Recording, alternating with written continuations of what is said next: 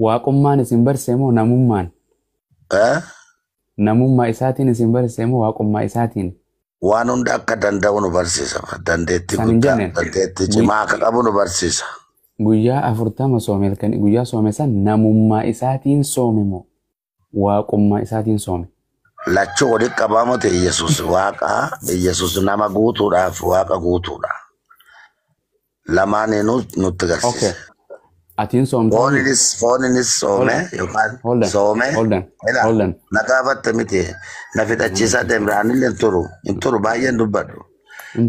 Namummaa isaatiin soome foon uffateera waan ta'eef soome seexanni itti dhufnaan mo'atee darbe akka nuti mo'achuu dandeenyu nu barsiisa. Waaqummaa isaatiin immoo soorata foonii kana nyaatu hin sooratu. Maaf soome? Nu barsiisaadha. Maalif soomantan? What is the purpose of you guys? Purpose namni soomuuf maali? Wanni soomaniifi rakkoon tokko lafarratti yoo uumamu soomaaf kadhataan akka rakkoo sana waaqayyo namaa dhiisu araara akka namaa godhu. Waaqaaf soomtaami? Kadhannaadha. Kadhannaadha. Okay, waaqayyoon hogguu soomu eenyuuf soome waaqayyoon? Nyaata dhiisee waaqayyoon? Nu barsiisuudhaaf soome. Waaqayyoon hin nyaata? Barnoota gurguddaa achirratti baranneerra. Amma kitaaba dubbisne Maatewos 4:1 dubbisi. Hongeela Maatewos 4:1 dubbisi. Seexanni qoratee dhiise. Waaqni hin sooma hin jedhee naan jette waaqayyoon hin nyaatu hin dhugu. Waaqayyoon duraanuu maalirraa sooma waaqayyoon? Nu barsiisuudhaaf soome siin jedhe. Barsiisaadha inni.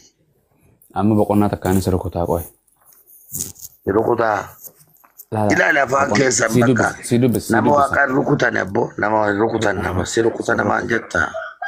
Pole sana. Pole. Kiswahiliillee hin danda'u. Ayye dhiifama na tolche. Na ofolche. Afaanumaan danda'uun. Wangeela Yohaannis boqonnaa 14 lakkoofsa 12 baanime. Qo'e natti ni haa ta'u kitaabni. At least. Sibira jira naa dubbisi. La atummaan bareedaati yoo dubbiste nama waaqayyo atirraa tola waan rakkoon qabu matsaaficha waan beekuuf yoo atirraa qabdallee hin fudhadhu. Oyyee sii dubbise ishee akkana jedha. Wangeela Yohaannis boqonnaa 14 lakkoofsa 12 dhugumaan isiniin jedha. Eenyu kana jechuun jira dhugumaan isiniin jedhaan Yesuus himi? Okay. Dhugumaan isiniin jedha. Namni anatti amanu waan ani hojjedhu hundumaa hin hojjeta jedhe. Eenyu akkas jedhe? Yesuus. Dhuga dubbate moo dhara dubbate Yesuus? Dhuga dubbate. Dhuga dubbateemi? Maal jedhee dhugaa dubbate? Maal jedhee? Dhugaa mate namni natti amanu waan ani hojjedhu hojjeta. Eeywa. Okay. Namni ati Yesuutti ni amantaa bebe? Ati Yesuutti ni amantaa? Gaaffii akkasii nama hin gaafatin. Itti amantee? Hin gaafatin jedha. Itti amanuuf beektaaf nan dubbataarta. Akkas hin gaafatin gaaffii. Gaaffii dogoggoraan nama dogoggorsitu nama hin gaafatin haati. Akka ani itti amane beektaaf waliin dubbachaa jirra. Ayyee itti amanteemi? Eeyyeema jedhe kaa. Laphee kee narkoon eeyyeema na jedhe kaa. Waan ati dubbattuun dhugoomse malee waan laphee kan kee argaa waaqayyoo miti ani. Yesuusitti amantaan jedhamaare. Atama Muhammad nabiyyuu ta'uu amantaa siin jedhaa. Naan jedhe eeyyeen hin amana. Irra deddeebi na gaafadhu. Naan jedhe na gaafadhu. Yeroo qabnu mee yeroo fayyadamnaa hojii deemaa. Ayyee Yesuusitti ni amantaa? Eeyuma naan jedhe. Amaneeti miti apostoo kata'e. Ayyee amanti ayyee. Waan Yesuus raawwatu waan Yesuus hojjetu hunda hin hojjetta? Eeyyeen. Yesuus du'a kaaseemi? Eeyyeen. Du'a ni kaasta? Kaasaan oola. Okay, Haacaaluu kaasuu hin dandeessaa? Haacaaluun kaasu. Maaliif kaasa kana? Maaliif kaasa jedhee sababa baari wali. Kun saba nama kofalchiisu dhiisi. Nama kofalchiisu. Yesuus callisee nama arge mara kaasaan deemu bareedillee. Laala Yesuus itti dhufanii ilmi kan koo du'e jetteeni nama nuu kaasi jedhanii ni miti. Hayyee akaakoo kiyya tokko boqotee akaakoo kiyya naa kaasuu hin dandeessa akkaniin jaaladha. Akaakoon bara isaatti yoo du'e maaliif kaasaanis? Bara irraa xumuramee du'e. Dhagee Yesuus Waaqayyo waan kaasuufi dhaggeeffadhu kaa. Waaqayyo wanni kaasuuf sitti ma dhagaye. Waaqayyoon baanu waan jedhe Yesuus ichi dhagaye na dhagaye. Yesuus namni kaasaa ture. You know miracle of God. Dinqii. Waaqi nama yoo kaasuu barbaade especially waan naannoo sanitti hojjechuu barbaadu irratti hundaa'ee nama kaasuu barbaadu deemee kaasa. For example, Lazarus kaaseera. Intala Iyaayiroos kaaseera. Ammallee intala nam tokkollee kaaseera. Especially namoonni akka isatti amanuu danda'an, akka inni Waaqayyoon ta'e, akka namoonni amanuu danda'anii fi deemee kaasee jira. Yaa Waaqayyo waan kana kan hin raawwadheef namoonni as jiran kun akka beekanii akka amananii fi jedhee Waaqayyoon galateeffate Yesuus.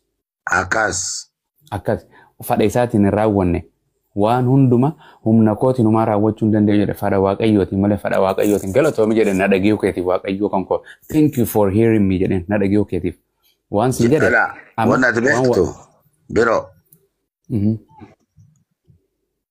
Yesuus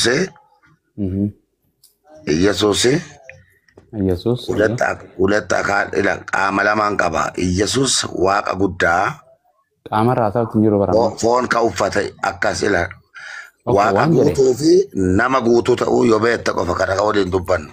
Dhaggeeffadhu beeke waan siin jedhe Yesuus qaama namaa guutuu fi waaqa guutuudha. Yoo kana beekte salphuma walii haasa'uu dandeenya.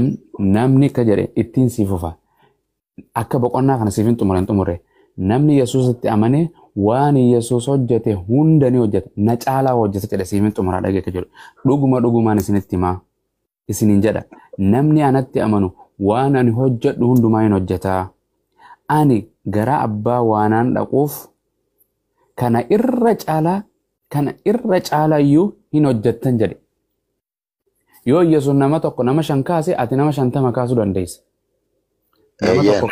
Nama tokko kaasuu hin dandeessa hojii keeti ammasii waa'ee Yesuus hojjete raawwate. Aniyyuu nama 2,000 ol kaaseera. Okay. Si amanuuf Hacaaluu kaasuu dandeessa. Hacaaluu maaliin kaasa? Hacaaluu ni ka'u. Ani beeku hin ka'u hin duune. Hin ka'u. Hin ka'u maaliif hin ka'u? Murtii fudhachuudhaaf kaa'ee jira.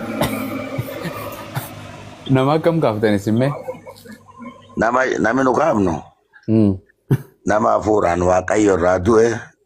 Nama boqote. Dubbichi amma dubbii hafuura qulqulluudha. Dubbii lubbuu jireenya lubbuuti malee foon irratti baay'ee xiyyeeffatu. Dhaggeeffadhu apostol dhaggeeffadhu. Yesuus Kiristoos daa'ima qabrii iddoo awwaaltesaa gaafate nageessaa jedhee iddoo awwaalteetii kaaseemi. Waan tokko walii gallu. No, naa deebisa kana dura please. Anis lallabuu hin danda'u namaan na bira jira. Waan jedhe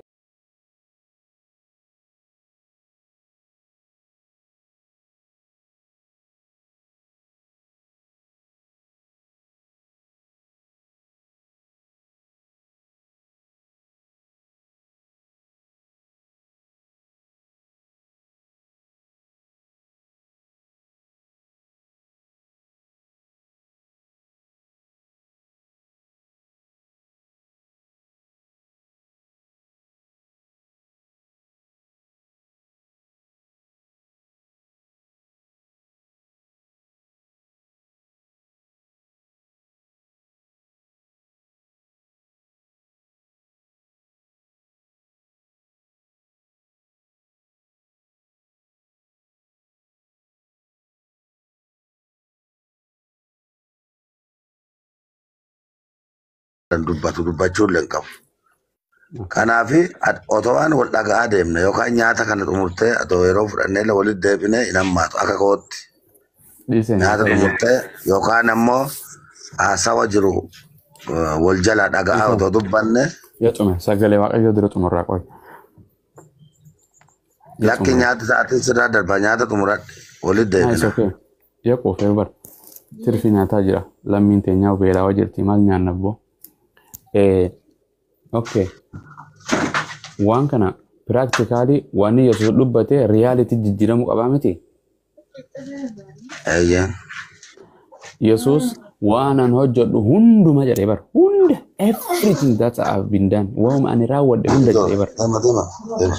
Rabashina, don't disturb me. Okay, they're fine. Munzir jirta? Ijoollee daa'imman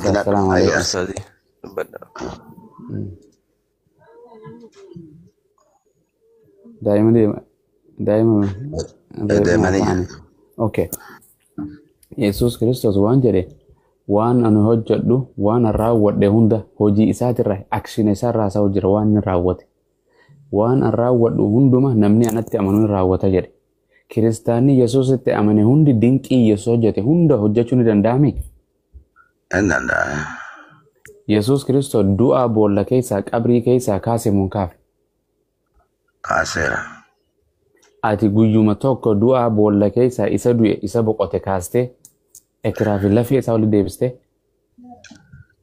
Ati du'aaf ka'a kana du'aaf kaa'anii hagam akka ta'e beektaa kana? Dubbii waan inni si afaanii qabu bara. Naan hin jettu lakkiin kaas naan hin jettu. Kana naa hin opposto. Ijoolleen iskuulii ati na jette. Okay, yana biraa hojjeessa. Abshir. Naa biraa dubbis dhiifama akkas. Ayya. Ani maal jettu? laa ta'tazirul yawma qad kafartum. Akkasii mallattoo miliqanii ni barbaadu Munzir. Kai balai kan dikatu dubbichi rakkoo. Ani umrii olii kana malee naasoo boqonnaa sana malee pheentee hojii. Abbaa fadha.